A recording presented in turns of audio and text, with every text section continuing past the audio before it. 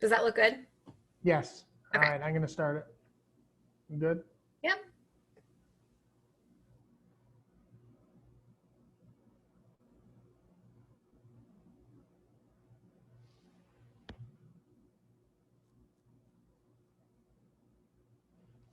I see people joining us. Thank you so much for participating in today's virtual speaker session.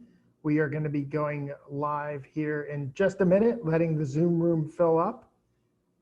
And we will be streaming this on Facebook Live as well, as I see Lisa's desktop actually doing that right now.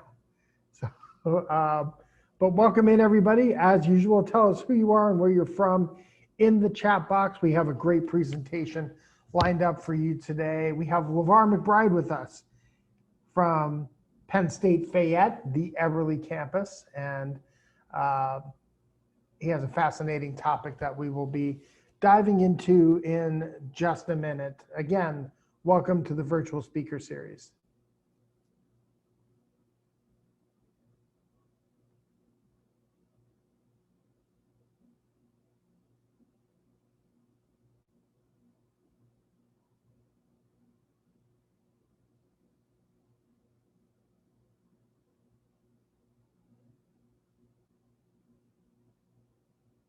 All right, people are joining in. Beverly Shields Thompson from Salt Lake City, Utah, welcome.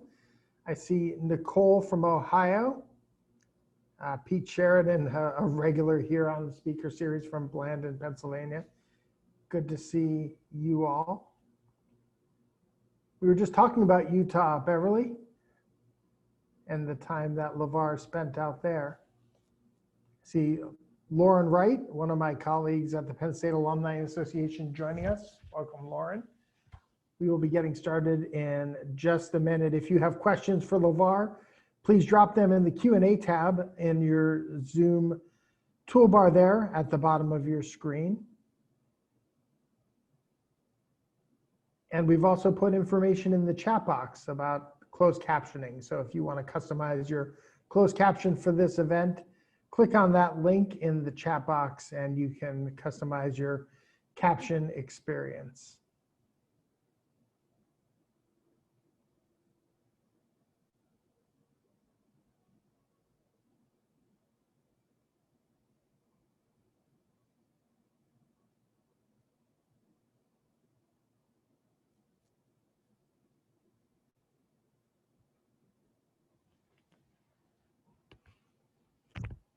Where else would you rather be than a Zoom full of Penn Staters? Good afternoon, and thank you for joining us. I'm Paul Clifford, CEO of the Penn State Alumni Association, and I'd like to welcome everybody to today's virtual speaker session, which is being recorded. As I just mentioned, live closed captions are available for this event.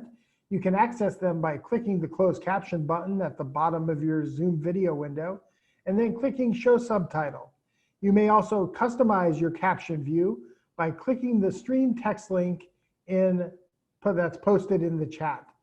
We are live streaming today's presentation, and this live stream has been made possible through the gracious support of a donor and the Fund for Access, Ideas, and Audacious Goals. Today's presentation will be archived and available on our website after the event. This afternoon, we welcome trauma expert LaVarr McBride, who is also an assistant teaching professor in Administration of Justice at Penn State Fayette. You know, there are many in our society, from the victims themselves to family members and others, and the community at large, who are impacted every time someone chooses to harm another person. Appreciating the impact of their behavior and being accountable to their victims for their behavior is pertinent for a criminal offender to adequately address this behavior. Professor McBride will look at research and his experience and share what he's learned from victims and address the question, how do we best help victims of violent crimes and hold the offenders accountable for their action? LaVarr McBride holds a bachelor's degree in criminal justice and a minor in psychology. He also has a master's degree in sociology and economics. He has worked in many different areas of state and federal law enforcement, including the Administrative Office of the United States Courts in Washington, D.C. He is an expert working with trauma associated with violent crimes, specifically in homicide and sexual assault/abuse cases. McBride has consulted and advised at several mass shootings. He's published his second book in March 2020 called Standing in the Dark: Struggle and Hope for Victims of Violent Crimes. He worked as a consultant with the Pentagon, with the Office of Military Commissions working on terrorism cases in Guantanamo Bay, Cuba. He is also currently working with survivors and experts in mass shootings, identifying precursor behavior that can impact the frequency of mass shootings. Please join me in welcoming and thanking Professor McBride. LaVarr, I'll turn it over to you. All right, great. Thank you very much. I appreciate this, Paul, and appreciate this opportunity to talk to all of you today. This is sometimes can be a difficult topic, but I want to at some point here make it interactive, and any questions that you have. I started in this work 35 years ago or more, somewhere around there. And I remember when I went through my first police academy, my mom said to me as I came out, and they were congratulating me, and she hugged me and was tearing up, and I says, "Why are you crying?" And she says, "I'm just so glad you chose this side of the law." And so I'm grateful for parents that taught me correct principles and taught me to always look out for others.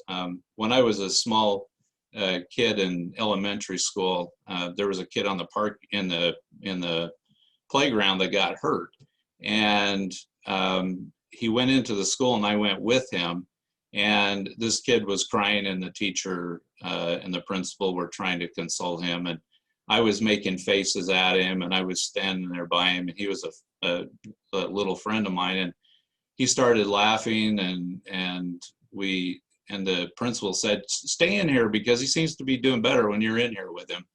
And I think ever since that, I've had this, intense desire to reach out and to help people and to support them during difficult times. And so that's been really an honor and a pleasure for me to be involved in a lot of different situations in people's lives. And I'm going to share this screen with you. This is the cover of the book that I published this year. And this book is really a book to honor all the survivors and the victims that I've worked with throughout the years.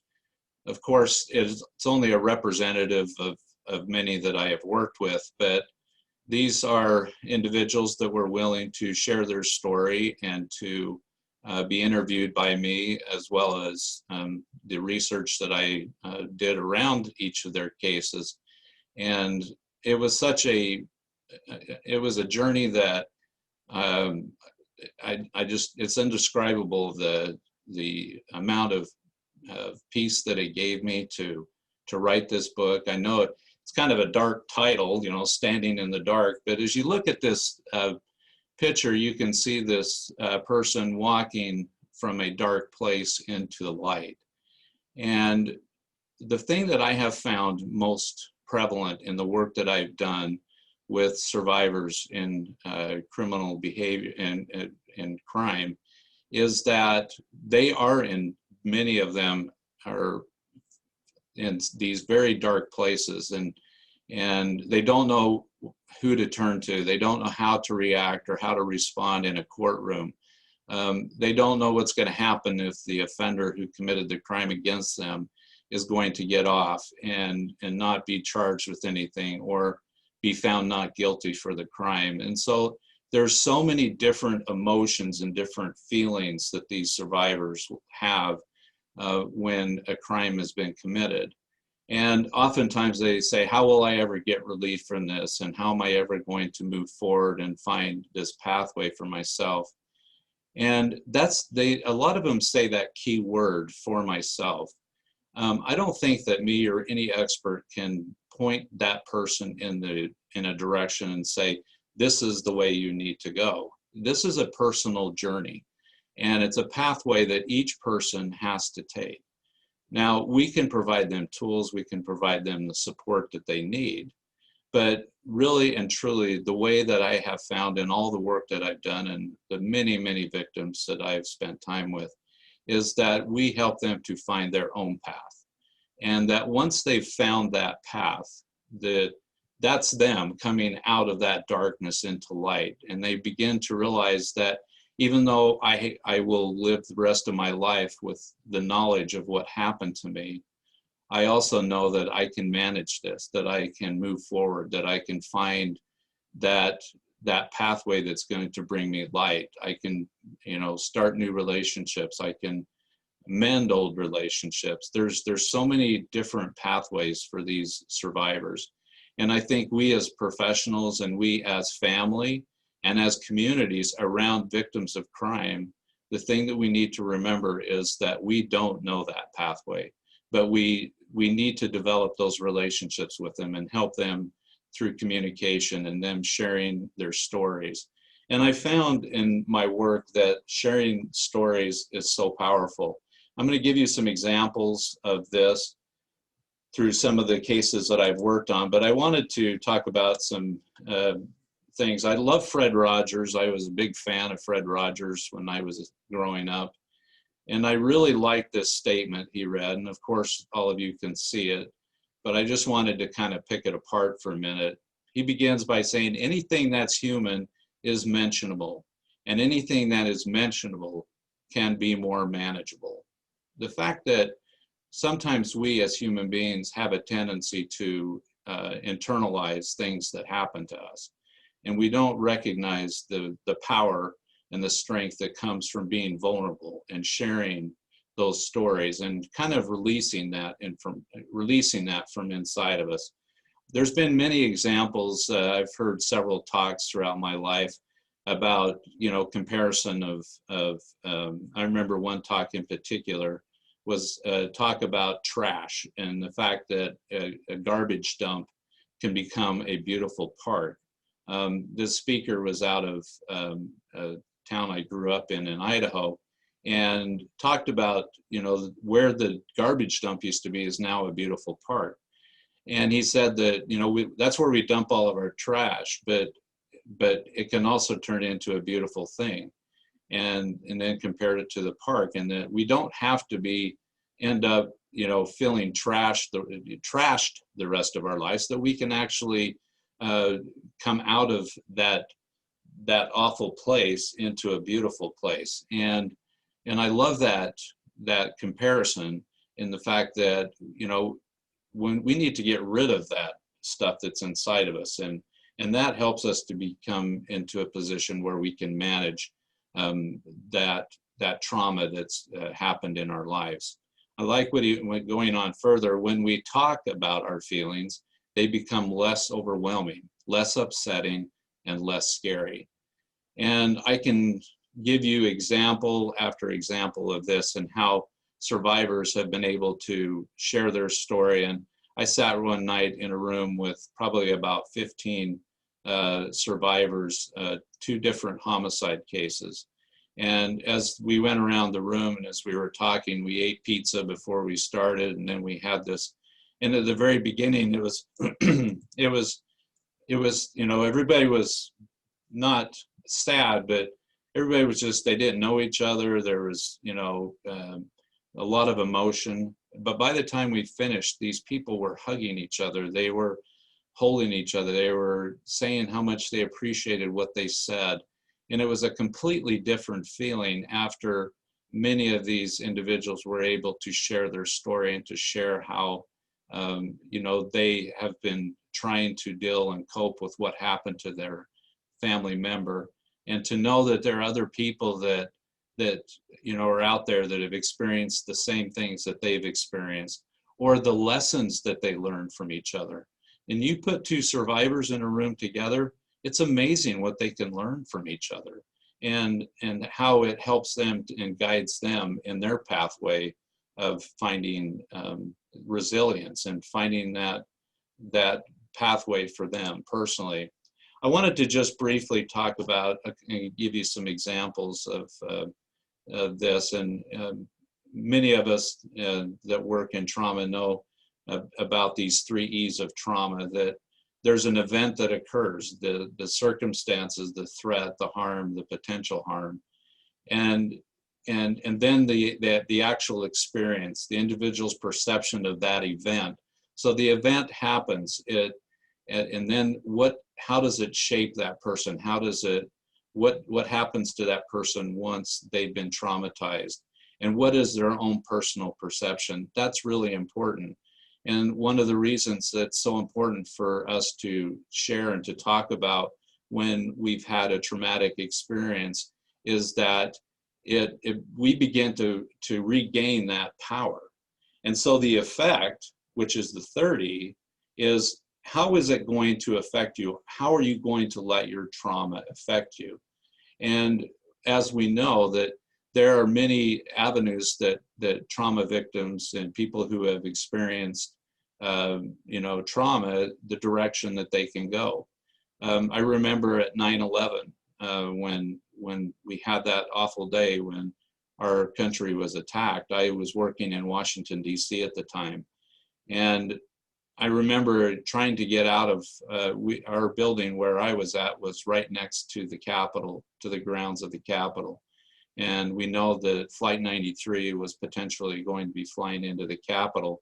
And the people that we were working with weren't sure where to send us. Should we send them to, out on the street? Should we keep them in the basement? They didn't really know what to do. And eventually we got out. But I remember as we were trying to find ways to get home because all public transportation was gone, that these three ladies asked me if I needed a ride. And I said yes, and I worked with them. But as we got in the car and started driving, they were just all over the place. They were emotional. Are we going to die? And is this just going to get worse? And all these worst case scenario discussions were going on. And I told them, I said, listen, let's just take a deep breath and let's appreciate who we are and where we are and the fact that we're still alive. We're still capable human beings that can move forward, that we can find this pathway out of this. This is not going to be forever. This is not the end. And it was a matter of them just talking about that and some discussion about the spiritual aspect of it came up, and the fact that, whoever you see your God as is someone that, provides, us an avenue of peace and of faith that everything's going to turn out. Well, this discussion was an amazing discussion because by the time they dropped me off, there was laughter, there was, we're going to get through this and everything's going to be okay. It wasn't because of me, it was because of the fact that we were talking, that we were communicating, that we were recognizing that we are all capable human beings of overcoming the problems that we are faced with, and that nobody is left alone, that we have the ability to support and love each other and care for each other, regardless of our circumstances and regardless of what our belief system is. So when we talk about trauma and we talk about the types of trauma, I've seen everybody on every spectrum of this slide here. We have people that go through one single traumatic event. We may have somebody that will go through a longer period of multiple such as sexual abuse or sexual assault or domestic violence is a big one. And then we have people that experience what we refer to as complex trauma. And this is complex, this is trauma that results in exposure to a lot of different events or experiences. And a person creates complex trauma when everything starts to cave in on them, and their whole life feels like trauma. And every difficult moment in their life becomes traumatic. And this is where we need to reach out, that we need to make sure that an individual understands that there is light at the end of the tunnel. And so when folks go through this experience, and when so many of these young, I've worked with a lot of students, and there's been a lot of students that have shared things with me that are very personal about their own background. I remember after what happened with Jerry Sandusky, that there were several students that came up and shared some things that they probably would have never shared if that story had not come out. Was Jerry Sandusky a blessing?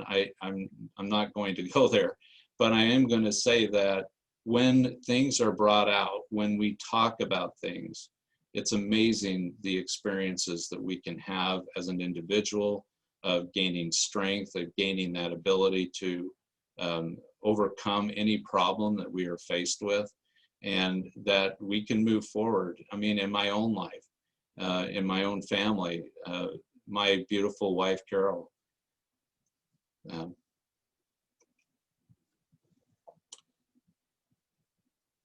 she's been through a lot, and I apologize. I wasn't expecting this. But she's been my motivation, and she's really the one that got me interested in this work, because I saw the things that she was going through, and I realized that she doesn't have to go through that alone, that, you know, we have each other, that the way that we can overcome these issues is by not hiding them, but talking about them, and not, you know, repressing them and doing things that will continue that repression through the use of drugs or alcohol. And that could be for anybody. That, you know, there's so many different ways in which people can go on how they handle their trauma. Some people drown themselves in alcohol. Some people take a lot of different types of medication or use illegal drugs. There's a lot of different directions that people will go when they have this trauma.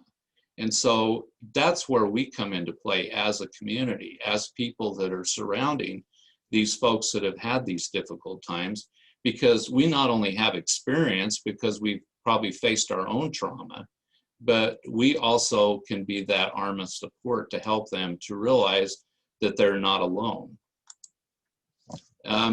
One of the survivors that I worked with in putting this book together, her name is Kathy Carlston, and Kathy was a survivor at Columbine High School.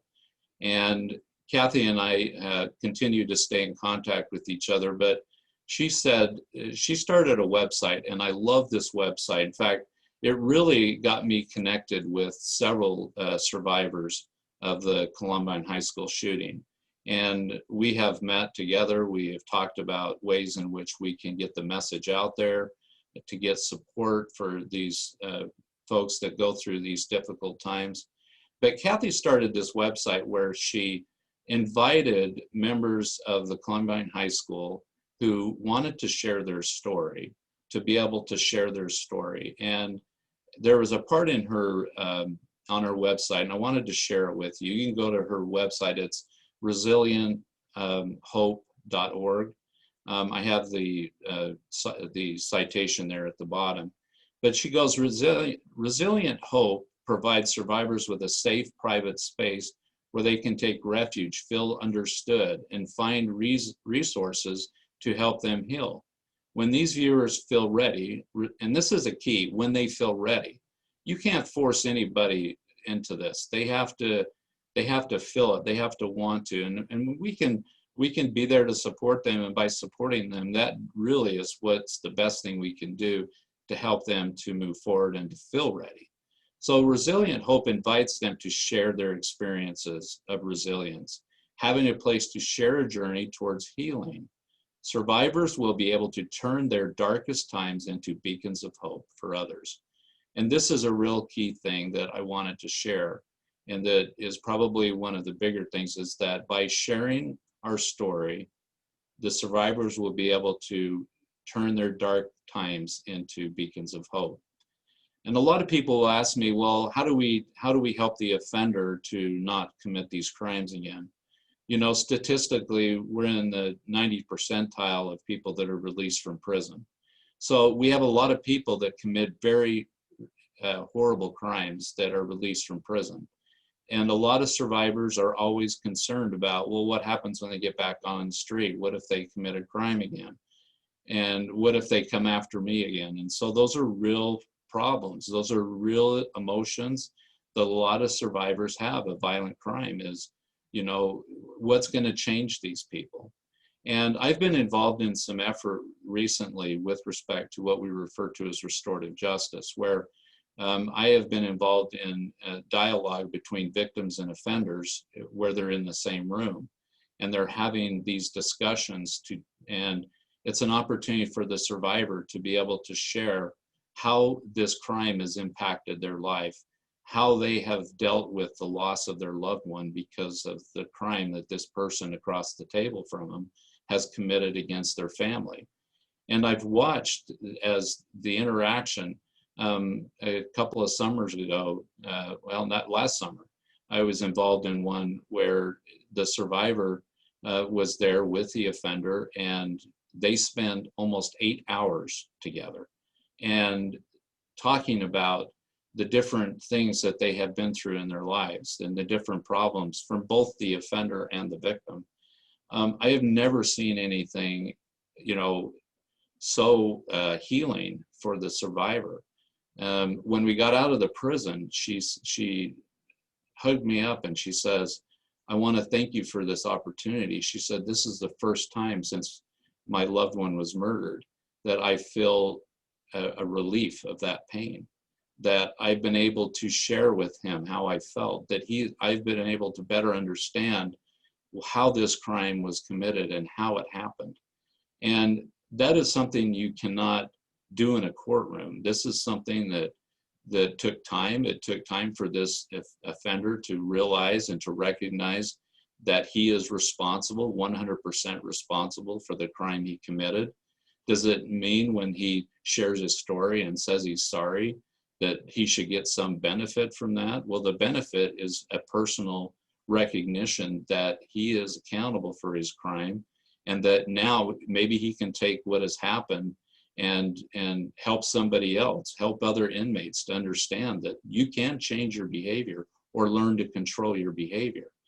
In many of these cases, it's not necessarily that they are going to be cured from their problem. They're going to learn to control their problem. And they learn to control it, I have found, through this contact with the survivors. And I've worked on some sexual abuse cases where the offender was able to hear questions. I was involved in a case just recently where the victims shared their questions with me, and then I took them to the offender and said, "Here's the questions that your victims have." And this guy was willing to answer those questions, and this was not in a courtroom. And this eventually led to a meeting between the victims and the offender. So these things are possible, and it is possible for these offenders to understand accountability at a level they've never understood accountability, by sitting across and having to acknowledge to the survivor of why they committed the crime. Why did you kill my loved one? Why did you do that? Why did you choose my loved one? And these are questions that I don't come up with for the survivor. These are questions that the survivor has. And I wanted to play a video just real quickly, and then we'll turn it over for questions. But this video is of two survivors I worked with. And I want to play this video, and then we will go into the next segment of this. Thank you, Tim and Katie, for joining me today. I really appreciate it. As you know, our discussion today is about trauma and how it affects survivors of violent crime. And last week, I know that you had the 8th year anniversary of your mom and your wife being murdered in the prison in Colorado. And I really appreciate you guys coming on today to just for a minute or two and just share some thoughts. And I thought I'd start with you, Katie, and just ask you to kind of share a little about your mom and how you've been able to, create this pathway of healing in your life, through sharing your story, through the little things that you've done with your family and yourself in this process of healing. Would you mind just sharing with us a few thoughts on that? Sure. Well, 8 years, it still feels like it was yesterday that she was killed, but it has gotten a little bit easier in the fact that we have some closure now that after 7 years, they finally were able to come up with a sentence for Miguel. And during that first 7 years, it was more of just trying to regulate our lives and organize our lives so that way then we were always present for the court hearings and anything big in the courtroom. And it was very trying, but the silver lining of all of it was the fact that Mom was a farmer and had a lot of livestock, and we moved the farm to our place and were able to get our kids interested in farming and have them help with livestock and raising animals. And so the silver lining was the fact that we were able to pass that on to our kids, and now we're actively working our farm and creating a legacy to Mom. And as far as, I know that, there's a lot of different emotions and feelings with survivors in these types of cases. And I know that, it wasn't very long after I met you, after the murder of your mother, that you actually were in a place that you could forgive Miguel for what he did. And I know eventually your family at some point would, the possibility of actually meeting him. What do you think that, and Tim, I'm going to ask you the same question here in just a minute, but what do you hope to gain from that opportunity of meeting with him? Closure, continued closure. I want to be able to tell him that I did forgive him almost immediately, because I needed to, so it didn't hurt me and harm my spirit.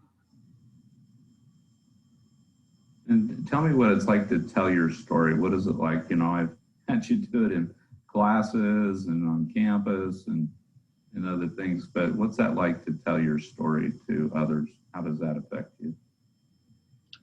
It makes my heart happy because I know there's other people who struggle with the same grief and pain or similar grief and pain, letting them know that they don't have to carry that themselves.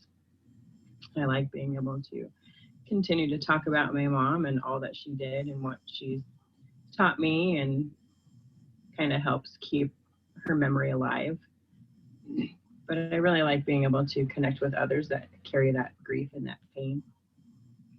It's interesting that several times after both you or Tim have spoken, students have come up to me, if it's not right after, it's within days, and shared with me how they've had a family member who was murdered, or a relative or a friend, and that they had learned so much from you guys about the importance of not holding that inside, but sharing, and how it, and so it's, you've done some amazing work with our students at Penn State to help them to see that there is light at the end of the tunnel, which brings me to you, Tim.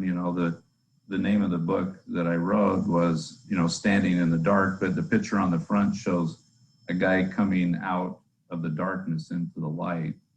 And I wanted you to just kind of share some thoughts you have about, I know that, being associated with your family for almost 8 years, I know there's been some really dark moments and some really difficult moments. Just in speaking in that term of light and darkness, what has helped you to see light at the end of the tunnel and to move forward in your life after losing your sweetheart? Well, I'd have to say that my faith in Jesus Christ and the love that God shows to all of mankind, got to be the only way a person could make it through something like this.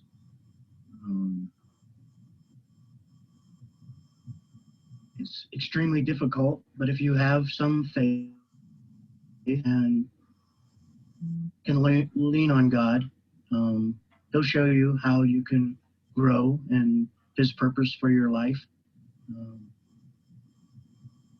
He's just an awesome God, and He'll help you through anything. So you just have to lean on Him. Thank you for sharing that. And just some final thoughts. How do you feel about the aspect of meeting Miguel, and what do you hope to gain from that experience of meeting him someday? Well, in meeting him, I think it would be more put a finality to it, of being able to, in person, because we've been in the same room with him, but we've never been able to like look right at him and him back at us. So he knows that we're sincere and we're speaking to him. So it would be really great to be able to continue to share God's love with him, and to let him know that we love him and that there's some purpose for him. And we continually pray for him to find that purpose, because we know he could have a ministry in the prison. And there's so many things that happen in a person's life that can make them do crazy things in a split second. So we feel with his experience, he could share that with other inmates, and hopefully he could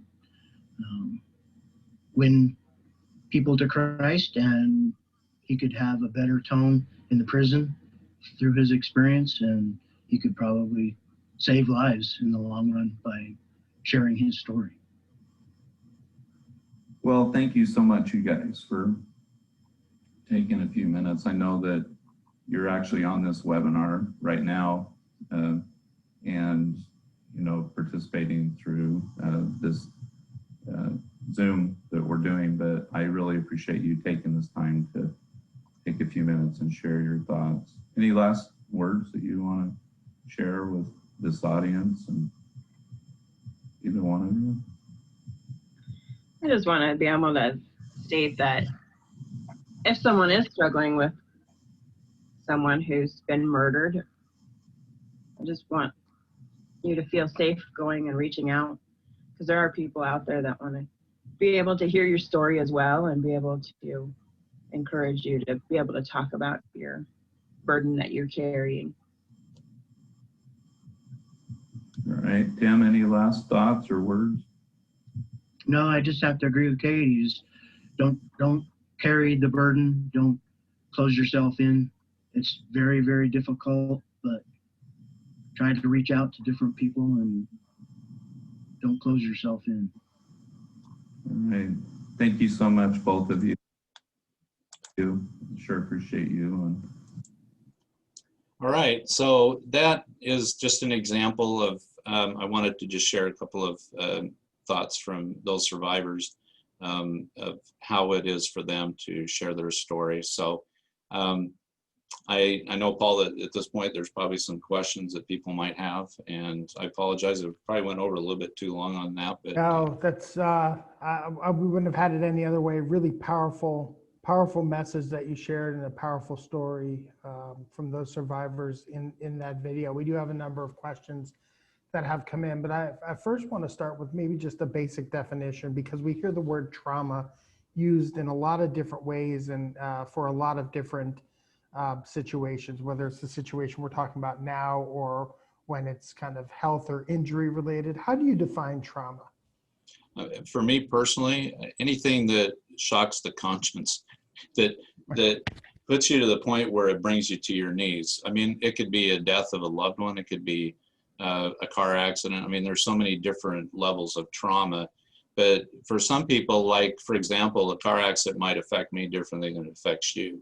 And so for me, it wasn't trauma, but for you, it was trauma, because, you started thinking about, oh my gosh, if I would have, if this would have happened, I would have had this, or I would have been killed, or this person would have been hurt. And so oftentimes we create more trauma in our lives by the experience itself. But it's just that, and that's my simple definition of it. Something that just brings you to that point where you, you're in that, you feel darkness around you. You feel completely at a loss as to how to cope or deal with what has just happened to you. And that's why if a person is already weak or had some difficult times in their life, that's where the complex trauma can be very damaging to them, because it can create a pathway to, numbing their emotions through substance abuse or through suicide.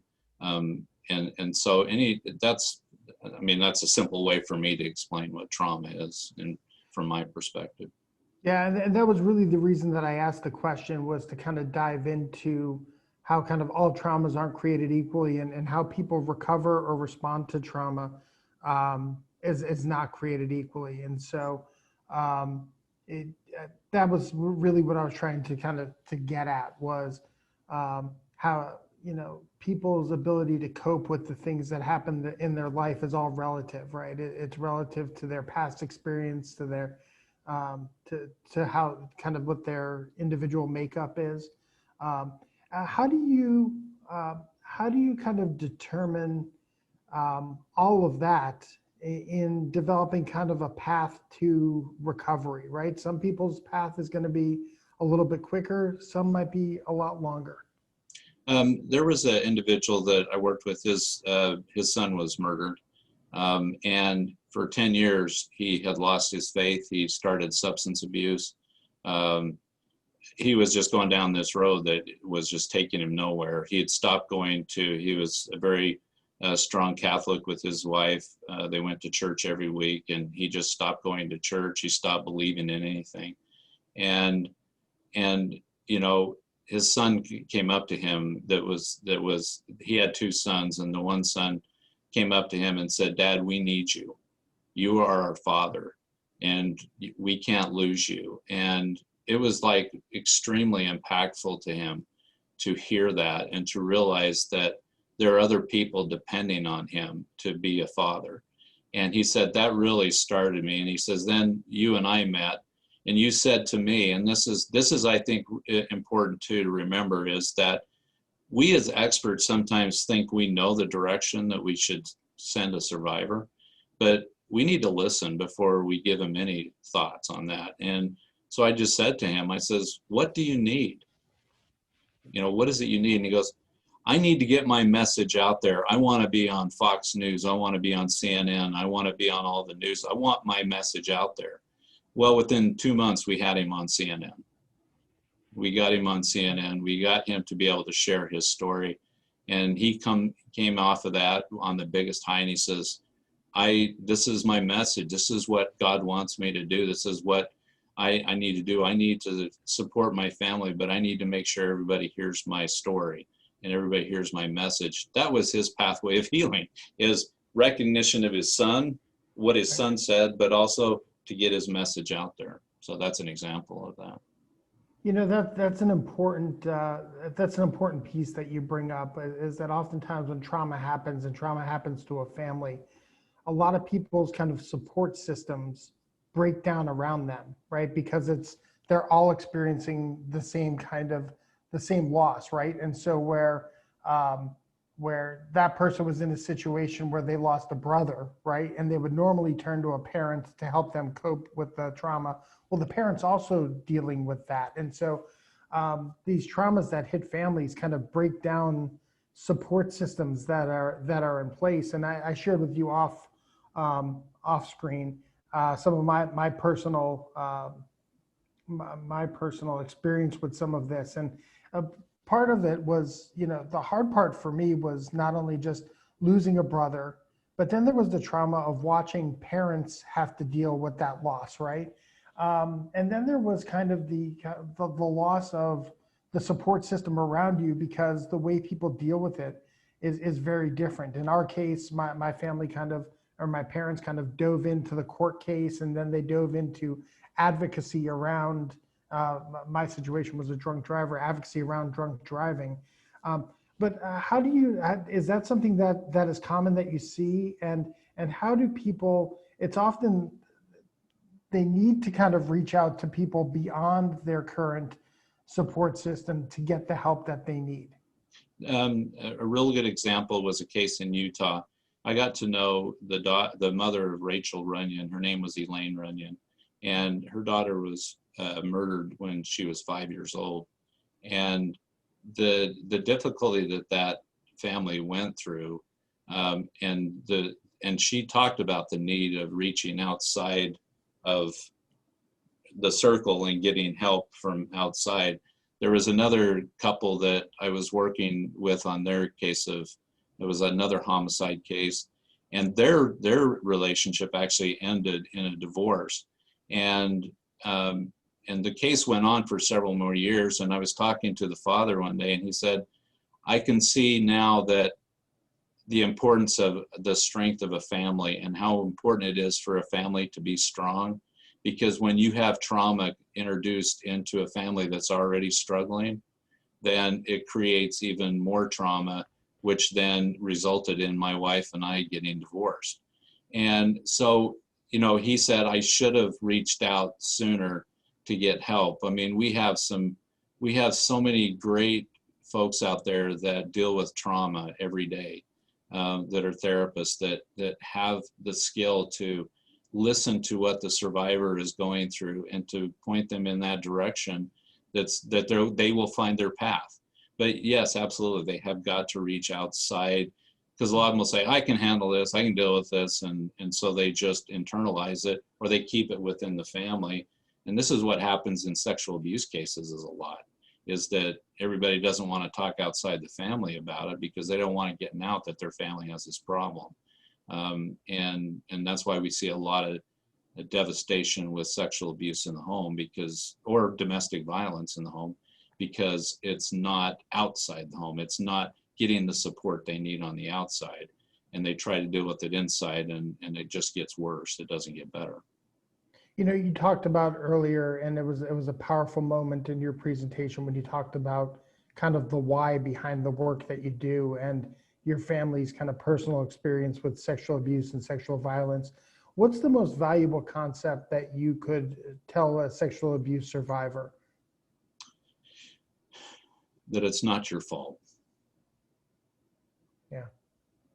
You know, there's so many that, especially on our college campuses, there's a lot of young ladies that are told through their friends or through people on the outside or through the media that somehow or another the fact that I had been drinking that night, or that I invited them up to my apartment or to my dorm room or whatever, that somehow or another that was inviting them to sexually assault me.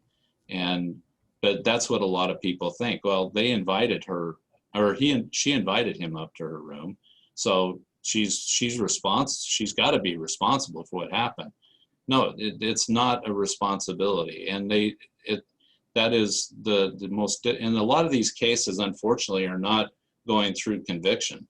We're seeing a low percentage of these cases actually ending up with convictions. That I think I saw on a website the other day, I might be off a little bit, but 95 or 900 cases out of 1,000, or 995 actually, it was really high, ended up not even being convictions. That it was reported, but it was not a conviction. But it's important that these survivors understand it's not your fault.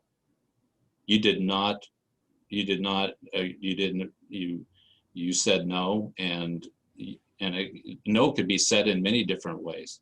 There was a case not too long ago of a young lady who was completely, she had passed out from the alcohol, and this guy took advantage of her while she was passed out. And people can say, well, she shouldn't have been drinking. Well, that's beside the point. The fact is that guy took advantage of her because she had passed out. It's not her fault. And I can't say it any stronger than that. It is not their fault. You mentioned, and I'm thinking back to the video that you just showed, right? How important it is for survivors to share their story, right? And how that helps other survivors. But it's not lost on me that an important element of the video you showed was also the role that Miguel is playing in helping them to cope with their loss, and potentially helping others to cope with their loss, right? Those who might not be able to get closure from their offender may be able to get some sort of closure from other offenders who are speaking out about that. Talk about the impact that rehabilitated offenders could have in the recovery process. Thank you for asking that question. That's a great question, because there's just recently I was talking with an inmate who committed homicide, killed actually a few people, and he's been in prison for 30 years now or something to that amount of time, and it was here at a prison on the East Coast. And this gentleman said that the real work for his recovery came when he met the victims in his case. He said, that's when I really started to be accountable. And he said, because it was real to me, it wasn't just in a courtroom 20, 30 years ago when I was sentenced. He said it was the fact that I didn't realize how I had impacted these people's lives.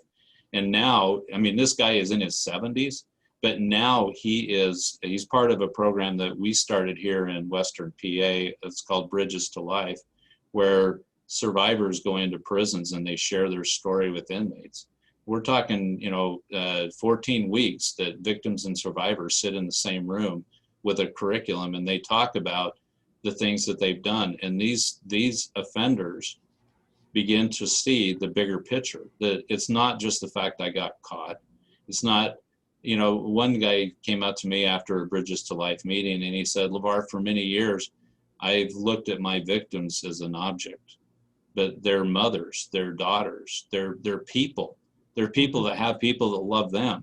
And I didn't realize this. And he's telling me this as he's sobbing, that it's my fault. I did it.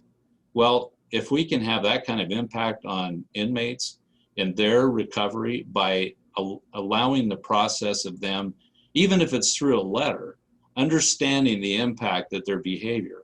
I get tired of these offenders going to prison and sitting there and not being held accountable to this higher level besides just going to prison, because most of them don't mind going to prison because they've been there before.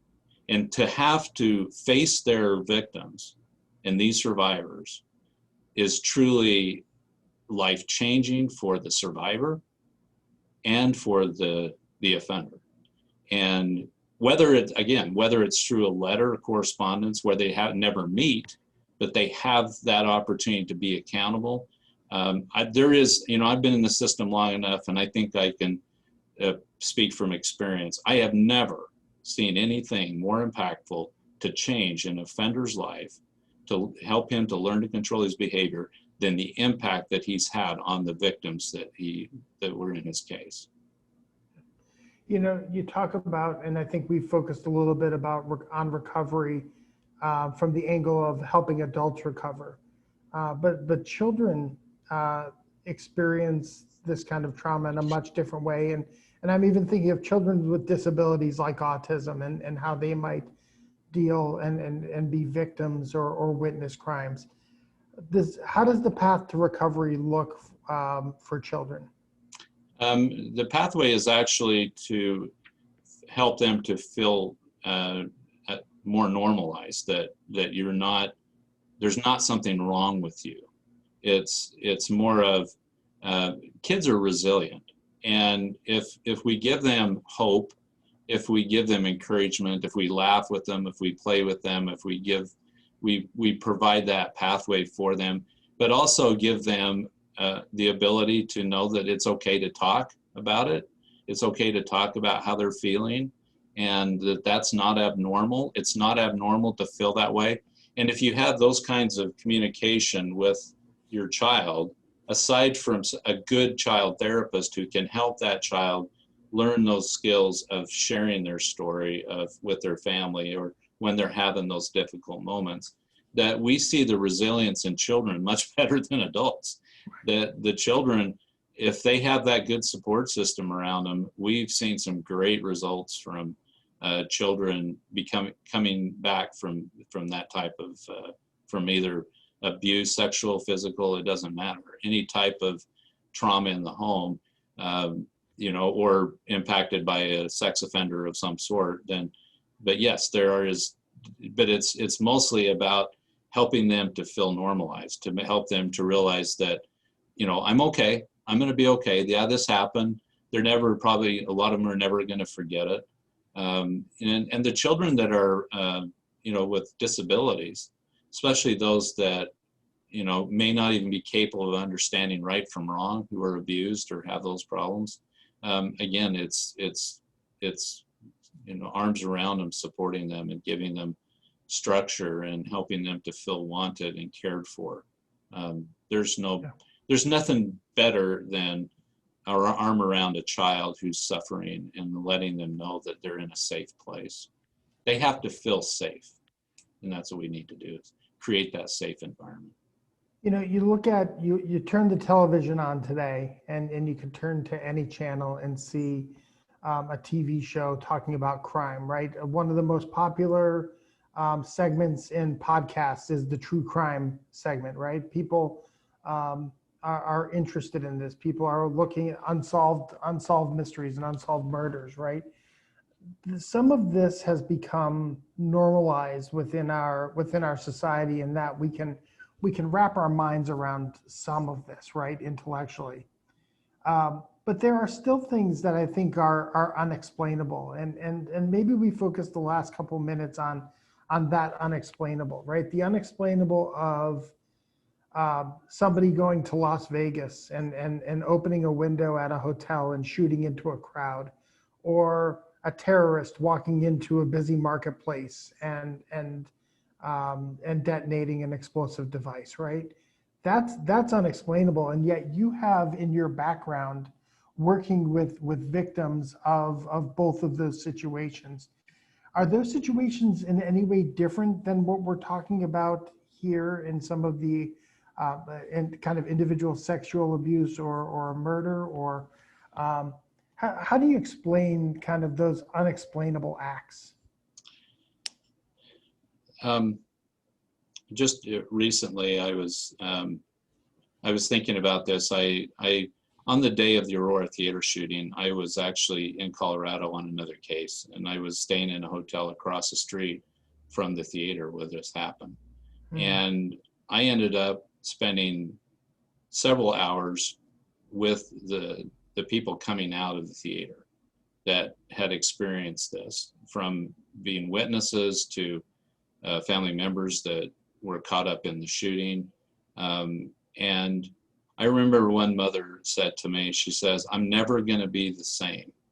And I said, "Why is that?" She says, "Because I let my children go to the movie." And I said, "So what do you mean by that?" She goes, "It's my fault that my kids were involved in this, because I let my children go to the movie." And I've heard some of those same stories from other types of crimes, that there's an account there, that they feel accountable, they feel responsible for what's happened to their loved one. And that those survivors, I've talked to many survivors in these shootings. I spent quite a bit of time with some of them from Columbine, from other shootings, and I can tell you that in every situation, I hear and feel some of the same emotions. The clarity of their pathway of finding, a way to move forward. And some of them, I had two Columbine high school students in my class through Zoom last fall, and they are two sisters. And these two sisters shared their story, and their names are Sarah and Laura. And Sarah and Laura talked about, a student asked them, says, would you want to meet the two guys? If they were here, what would you say to them? Well, one of the sisters had some very strong feelings of, I don't know if that would help me at all. The other one felt like it would help her. So I see very similar reactionary behavior of survivors of those kind of crimes as I do, a sexual abuse case. But it's hard to explain when a man goes in and shoots and kills people and then shoots himself, and we have no way of knowing the motives.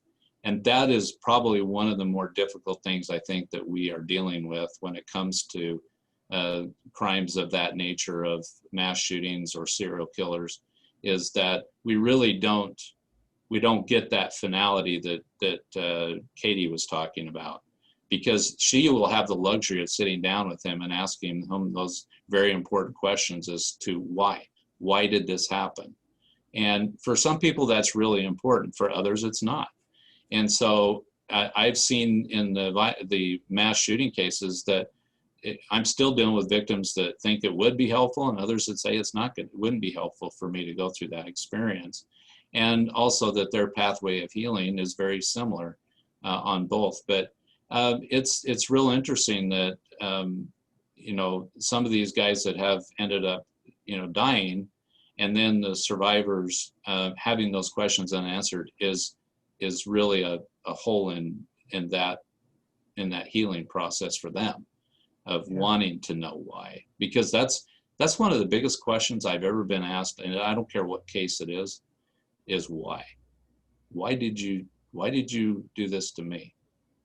I mean, and sometimes those are unanswerable. You just can't answer them. And that's why it's important for those survivors to really clearly concentrate more on their own pathway and not be consumed by the offender getting everything he deserves, because we don't know everything that they deserve, and we don't know what would help and what would not help.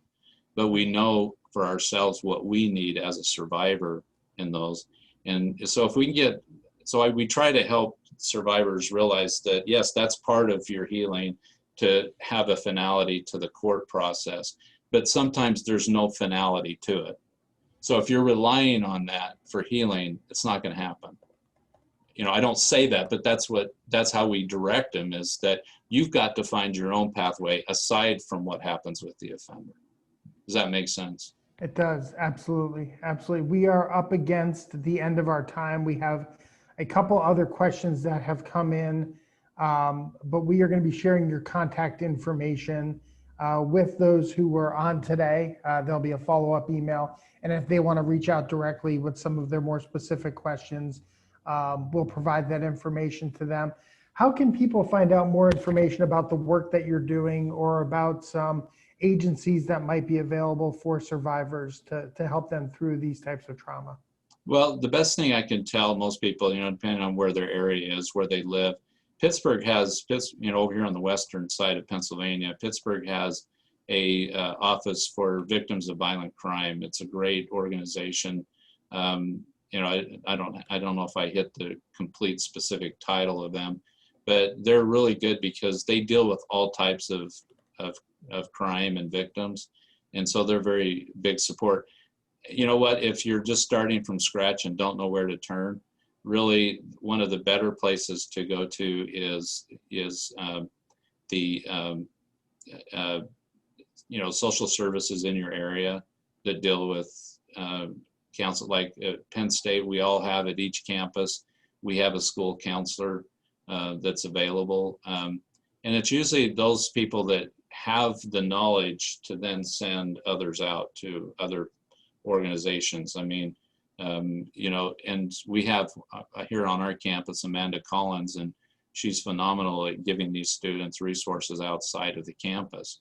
So she not only can help them here, but she can, so it's starting with social services, or if you're involved in a case and you've reported a crime, then your victim advocate. Those victim advocates are so crucial to our criminal justice process. And that's another good place to start, because they have all those resources, and they can call me. I mean, they can call my number, and I guarantee I got all kinds of resources all over the country I can send them to, because in working with these survivors, I've worked in so many different states that I've gotten to know a lot of folks in different states that can support and help these survivors. So it's a vast organization. We're really making a lot of progress in the work towards victims' rights, but we still have a long ways to go, because we still have survivors that feel that they are second-class citizens, that we're always worried about the constitutional rights of the offender and not the victims. And I can't disagree with them, that I think that there's some unevenness on some of the constitutional rights of survivors, and we need to look out for these special people. So. Well, LaVarr, that's all the time that we have for today, but I want to thank you for joining us on the virtual speaker session. The work that you're doing here at Penn State continues to swell thy fame of dear old state, and for that, we're truly grateful. Thank you very much. I appreciate it. As a reminder, we'll be hosting additional speaker sessions in the coming weeks and months. I hope that you join me tomorrow morning at 9 o'clock as I visit with former U.S. Congressman Charlie Dent, and we help to tell his Penn State story. And then, as always, we'd love for you to tune in Thursday night, 8 o'clock for Football Letter Live. If you are interested in all of our other programs, you can visit our website at alumni.psu.edu. Thank you for tuning in. Thanks for all you do for Penn State. And we are Penn State. Take care.